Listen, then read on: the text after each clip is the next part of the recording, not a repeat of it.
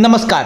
बारामतीमध्ये पोटनिवडणुकीचे वातावरण असून राज्याच्या उपमुख्यमंत्री सुनेत्रा पवार या अजित पवारांच्या राष्ट्रवादीच्या अधिकृत उमेदवार असतील हे स्पष्टच आहे. भारतीय जनता पार्टीनेही ही निवडणूक बिनविरोध व्हावी अशी इच्छा व्यक्त केली आहे. त्या संदर्भातील आव्हान भाजपाकडून करण्यात आलं असून शरद पवार यांच्या राष्ट्रवादीकडून कोणताही उमेदवार दिला जाणार नाही. महाविकास आघाडीकडून शरद पवार यांच्या राष्ट्रवादीने भूमिका स्पष्ट केली असली तरी काँग्रेस उमेदवार देण्याची शक्यता व्यक्त केली जात आहे. या निवडणुकीसाठी उमेदवारी अर्ज भरण्याची प्रक्रिया सुरू झाली आहे. असं असतानाच आता सुनेत्रा पवार राज्याच्या मुख्यमंत्री व्हाव्यात अशी इच्छा जाहीरपणे बोलून दाखवण्यात आली आहे. ही इच्छा नेमकी कोणी व्यक्त केली आहे, काय म्हटलं आहे, जाणून घेऊयात या सविस्तर बातमीपत्रात. सुनेत्रा पवार पुढील 2 दिवसांमध्ये बारामतीतून पोटनिवडणुकीसाठी उमेदवारी अर्ज भरत असताना दुसरीकडे त्यांच्याच पक्षातील एका आमदारांनी त्या मुख्यमंत्री व्हाव्यात असं म्हटलं आहे. मावळ विधानसभा मतदारसंघाचे आमदार सुनील शेळके यांनी हे विधान केलं आहे.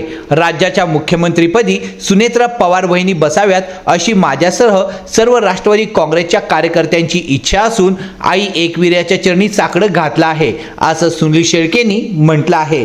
सुनील शेळके यांनी आपल्या भावनांना वाट मोकळी करून देताना राज्याच्या मुख्यमंत्रीपदी अजितदादांना बघण्याचे आमचे स्वप्न उपमुख्यमंत्री सुनेत्रा पवार यांच्या रूपाने पूर्ण होणार आहे असा विश्वास शेळके यांनी व्यक्त केला. अजित पवारांना कारला एकविरा गडावर आणता आलं नाही, त्याची सल मनात टोचत असल्याचं शेळके म्हणाले. 25 मार्च रोजी कार्यालयात एकविरा गडावरील देवीची चैत्र महिन्यातील पालखी सोहळा पार पडली. या पार्श्वभूमीवर शेळके बोलत होते. निवडणूक आयोगाने जाहीर केलेल्या कार्यक्रमानुसार बारामती व राहुरी या 2 विधानसभा मतदारसंघासाठी 23 एप्रिल 2026 रोजी मतदान होणार आहे.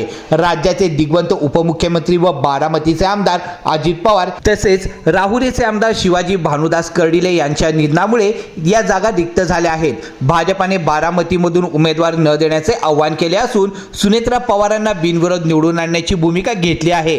या निवडणुकीसाठी उमेदवारी अर्ज भरण्याच्या प्रक्रियेत सुरुवात झाली आहे. अजित पवार यांच्या निधनानंतर होत असलेल्या या पोटनिवडणुकीत राष्ट्रवादीकडून राज्याच्या उपमुख्यमंत्री सुनेत्रा पवार या निवडणूक रिंगणात असणार आहे हे निश्चित आहे. मात्र त्या उमेदवारी अर्ज दाखल करण्यापूर्वी त्यांच्या विरुद्ध तिघांनी अर्ज दाखल केला आहे. सुनेत्रा पवार विरोधात उमेदवारी अर्ज माघार घेण्याच्या दिवशीपर्यंत कोणाकोणाचा अर्ज कायम राहतो हे पाहणं देखील तितकंच महत्त्वाचं ठरणार आहे. या पोटनिवडणुकीची मतमोजणी 4 मे रोजी होणार आहे.